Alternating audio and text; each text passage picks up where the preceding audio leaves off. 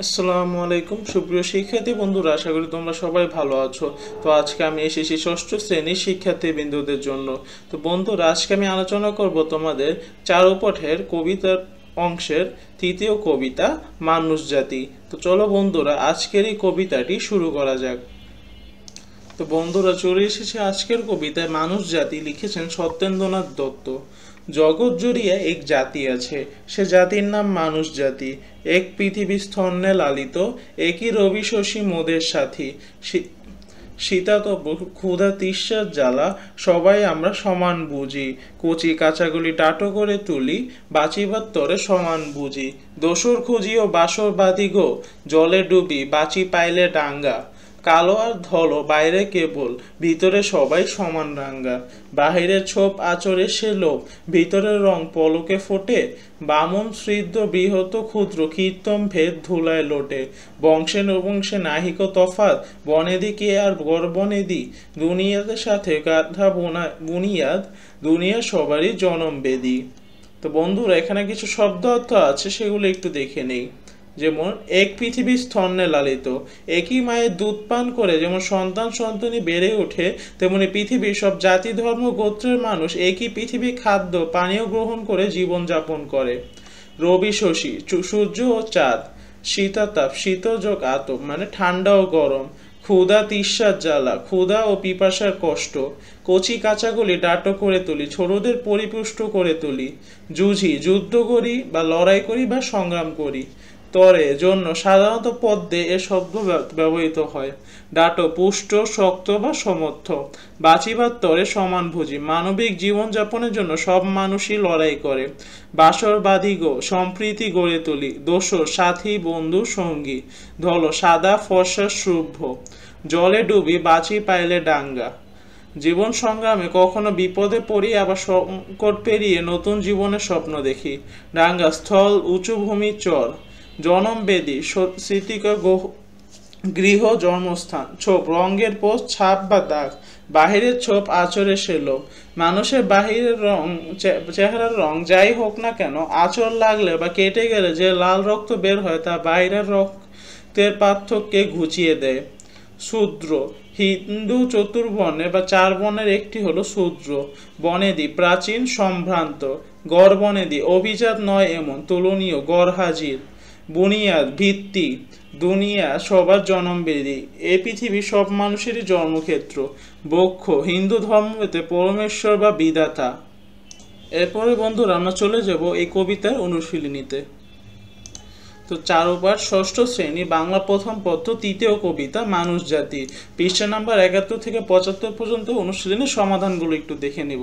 তো প্রথমে বন্ধুরা, আমরা চলে যাব কিছু বহু নির্বাচনী প্রশ্নে। 1 নাম্বার, বাংলা কবিতার ক্ষেত্রে কাকে ছন্দের জাদুকর বলা হয়?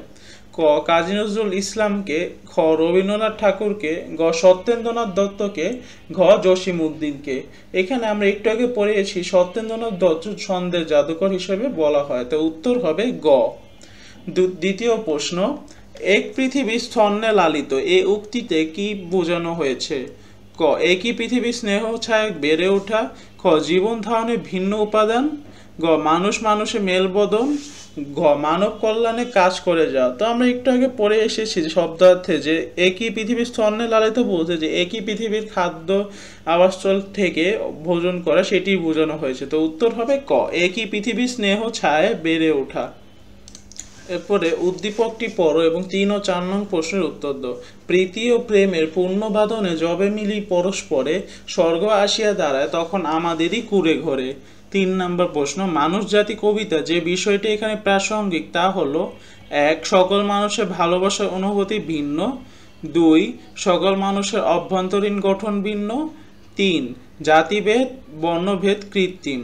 তো বন্ধুরা, এখানে আমরা দেখেছি যে এখানে যে 3টি পয়েন্টগুলো বলা হয়েছে, যেমন সকল মানুষের ভালোবাসার অনুভূতি অভিন্ন, সেটি এখানে আমরা দেখতে পাই। যেমন প্রীতি প্রেমে পূর্ণ বাঁধনে যবে মিলি পরস্পরে, মানে সেখানে সবার কথাই বলা হয়েছে, এটি হবে। তারপর সকল মানুষের অভ্যন্তরীণ গঠন অভিন্ন, এটিও হবে। এবং জাতিভেদ বর্ণভেদ কৃত্রিম, মানে এগুলো তেমন কোনো বিষয় না। তো এই 3টিই হবে। তো উত্তর হবে ঘ। এরপর 4 নাম্বার, উদ্দীপকটি মানুষ জাতি কবিতা যে ভাবটি প্রকাশ করে তা হলো বিশ্ব ভ্রাতৃত্ব, সমমর্যাদা, মমত্ব, সংহতি। তো এখানে আমরা যদি দেখি এখানে সমমর্যাদার কথা বলা হয়েছে, তবে এখানে বিশ্ব ভ্রাতৃত্বের কথা বেশি উল্লেখিত হয়েছে। তো উত্তর হবে ক, বিশ্ব ভ্রাতৃত্ব। এরপরে বন্ধুরা আমরা চলে যাব একটি সৃজনশীল প্রশ্নে। তো 1 নাম্বার, রহিম, শ্যামল ও রোজারিও 3 বন্ধু। ঈদ, পূজা ও বড়দিনে তারা একে অন্যের বাড়ি বেড়াতে যায়। আনন্দে, উৎসবে, সুখে দুঃখে একে অন্যকে সাহায্য সহযোগিতা করে। এরূপ আচরণে তাদের বাবা মা খুব খুশি। রহিমের বাবা বলেন, তোমরা অসাধারণ, তোমাদের মতো সবাই বন্ধু সুলভ হলে এই পৃথিবী আরো সুন্দর বাসস্থান হবে। তো এখন আমাদের প্রশ্নগুলো দেখে নিই। ক, মানুষ জাতি কোন কাব্যগ্রন্থ থেকে নেওয়া হয়েছে? খ, দুনিয়া সবারই জনমবেদী, এ কথা দ্বারা কি বোঝানো হয়েছে? গ, রহিম, শ্যামল ও রোজারিওর বন্ধুত্বে মানুষ জাতি কবিতার কোন বক্তব্যটি ফুটে উঠেছে? ব্যাখ্যা করো। ঘ, উদ্দীপকের রহিমের বাবার মন্তব্যই যেন মানুষ জাতি কবিতার মূল সুর, উক্তিটি বিশ্লেষণ করো। তো চলো বন্ধুরা আমরা এখন উত্তরগুলো একটু দেখে নেই। তো ক নাম্বার যে প্রশ্নটি ছিল মানুষ জাতি কোন কাব্যগ্রন্থ থেকে নেওয়া হয়েছে, তো উত্তরটি দেখি, মানুষ জাতি কবি সত্যেন্দ্রনাথ দত্তের অভ্র আবির কাব্যগ্রন্থ থেকে নেওয়া হয়েছে। খ, দুনিয়া সবারই জনমবেদী, এ কথা দ্বারা কি বোঝানো হয়েছে? উত্তর, দুনিয়া সবারই জনমবেদী চরণটি দিয়ে কবি পৃথিবীকে মানুষের সমান জন্মস্থান হিসেবে তুলে ধরেছেন। এর মাধ্যমে তিনি বলেছেন যে সকল মানুষ পৃথিবীতে সমানভাবে জন্মগ্রহণ করে এবং পৃথিবী তাদের একমাত্র অভিন্ন জন্মভূমি। এই চরণটির মাধ্যমে কবি জাতি, বর্ণ, শ্রেণী বা আর্থসামাজিক অবস্থানে কোনো পার্থক্যকে অস্বীকার করে মানবতা সমতার কথা বলেছেন। পৃথিবী সবার জন্য সমান এবং এখানে জন্ম নেওয়া প্রতিটি মানুষের সমান অধিকারী।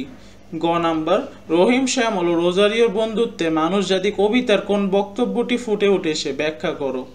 উত্তর, রহিম, শ্যামল ও রোজারিওর বন্ধুত্বে মানুষ জাতি কবিতা জগৎ জুড়ে এক জাতি আছে, সে জাতির নাম মানুষ জাতি, এই বক্তব্যটি স্পষ্টভাবে ফুটে উঠেছে।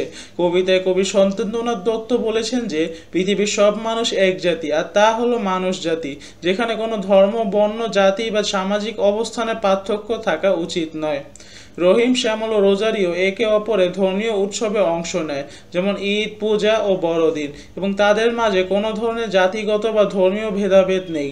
তারা একে অপরকে সাহায্য সহযোগিতা করে এবং এভাবে বন্ধুত্বের বন্ধনে আবদ্ধ থাকে।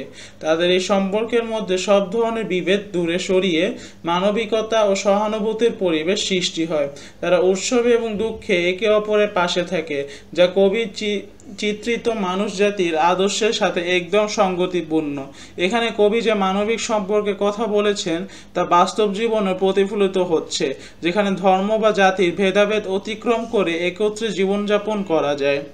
ঘ নাম্বার, উদ্দীপকের রহিমের বাবার মন্তব্যই যেন মানুষ জাতি কবিতার মূল সুর, উক্তিটি বিশ্লেষণ করো। উত্তর, উদ্দীপকে রহিমের বাবার মন্তব্য, তোমরা অসাধারণ, তোমাদের মতো সবাই বন্ধু সুলভ হলে এই পৃথিবী আরো সুন্দর বাসস্থান হবে, একেবারে সঠিকভাবে মানুষ জাতি কবিতার মূল সুর প্রতিফলিত করে। কবিতায় কবি মানবতা, ভ্রাতৃত্ব এবং জাতি, ধর্ম, বর্ণের ভেদাভেদের ঊর্ধ্বে গিয়ে মানবতার উজ্জ্বল চিত্র তুলে ধরেছেন। এখানে কবি বলেছেন যে সবারই সমান অধিকার এবং সমস্ত মানুষ এক জাতি, এক সমাজের অংশ। রহিমের বাবার মন্তব্যের মধ্যে যেমন বন্ধুত্ব, সহযোগিতা এবং ভ্রাতৃত্বের মূল্য রয়েছে, তেমনি মানুষ জাতি কবিতাও একই ধরনের ভাবনা প্রতিফলিত হয়েছে। রহিম, শ্যামল ও রোজারিও একে অপরের ধর্মীয় উৎসব উদযাপন করে, যেখানে ধর্ম বা জাতির ভেদাভেদ নেই। তারা সবাই একে অপরের সুখ দুঃখের পাশে থাকে এবং তাদের সম্পর্কে পৃথিবী আরো সুন্দর হয়ে ওঠে। অতএব রহিমের বাবার বক্তব্য একটি গভীর সামাজিক বার্তা দেয়। যদি সবার মধ্যে এই বন্ধুত্বগণ সহযোগিতাপূর্ণ মনোভাব তৈরি হয়, তবে সত্যি পৃথিবী একটি সুন্দর জায়গা হয়ে উঠবে। এই চিন্তা ঠিক যেমন কবিতার মূল ভাবনার সঙ্গে মিলে যায়। তো সুপ্রিয় বন্ধুরা, এটি ছিল আজকের জন্য। সবাইকে অনেক ধন্যবাদ এই ভিডিওটি দেখার জন্য। আমাদের পরবর্তী ভিডিও শুরু হবে পরবর্তী কবিতা ঝিঙ্গে ফুল, লিখেছেন কাজী নজরুল ইসলাম। সেই ভিডিওটি দেখার জন্য তোমাদের সবাইকে অনেক আমন্ত্রণ রইল। তো সবাইকে অনেক ধন্যবাদ এই ভিডিওটি দেখার জন্য। আসসালামু আলাইকুম।